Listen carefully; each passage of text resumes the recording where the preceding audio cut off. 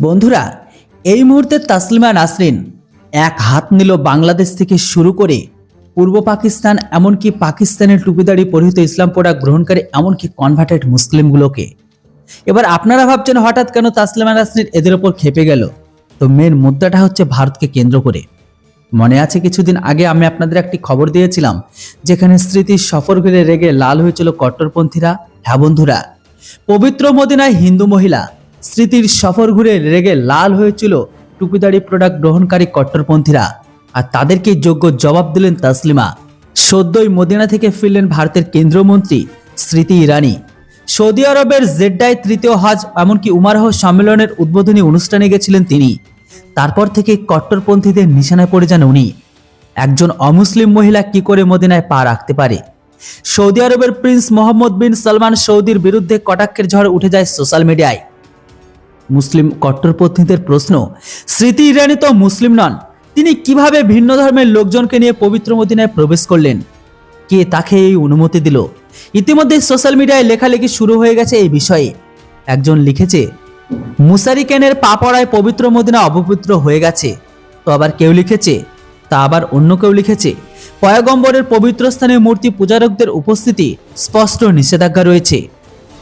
তো অপর একজন লিখেছেন যে একজন হিন্দু মহিলা মাথা না ঢেকে কিভাবে মদিনার পবিত্র মসজিদে ঘোরাফেরা করেন। এখানে আপনাদের জানিয়ে রাখি, ইসলামের চোখে মুসারিকেন হলেন তারা যারা দেবতা বা মূর্তি পুজো করেন। বিরোধিতা এসেছে দুই পড়শি দেশ থেকে, সাথে ভারতের কিছু কনভার্টেড মুসলিম আছে তাদের তরফ থেকেও। এই বিষয়টিকে নিয়ে বাংলাদেশ ও পাকিস্তানের বহু মানুষ গর্জে উঠেছে এই বিষয়টিকে নিয়ে।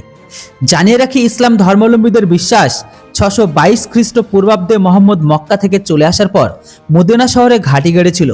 সেখানে ইসলাম ধর্মের প্রবর্তন করেছিলেন তিনি। বলা হয় মোহাম্মদের শেষ কাজ ওই শহরেই হয়েছিল। যদিও কেন্দ্রমন্ত্রী স্মৃতি বা সৌদি আরবের প্রিন্স মোহাম্মদ বিন সালমান কেউই এই বিষয়টাকে বিশেষভাবে পাত্তা দিচ্ছে না বলেই ধারণা। সেই সাথে সাথে পাক ও বাংলাদেশের তথাকথিত কট্টরপন্থীদের উদ্দেশ্যে বড়সড় তোপ দেগে দিল স্বনামধন্য লেখিকা তাসলিমা নাসরিন। তিনি লিখেছেন, মক্কা মদিনায় অমুসলিমদের প্রবেশ নিষিদ্ধ, কিন্তু এখন দিব্যি অমুসলিমরা তাদের পায়ের ধুলো রাখছে পবিত্র নগরীতে। ভারতের হিন্দি মন্ত্রী স্মৃতি ইরানি আর কাশ্মীরি হিন্দু নিরুপমা কত্রু মদিনায় গিয়েছেন। তাদের চুল থেকে শুরু করে কোনো ঘোমটা বা হিজাবে ঢাকা নেই।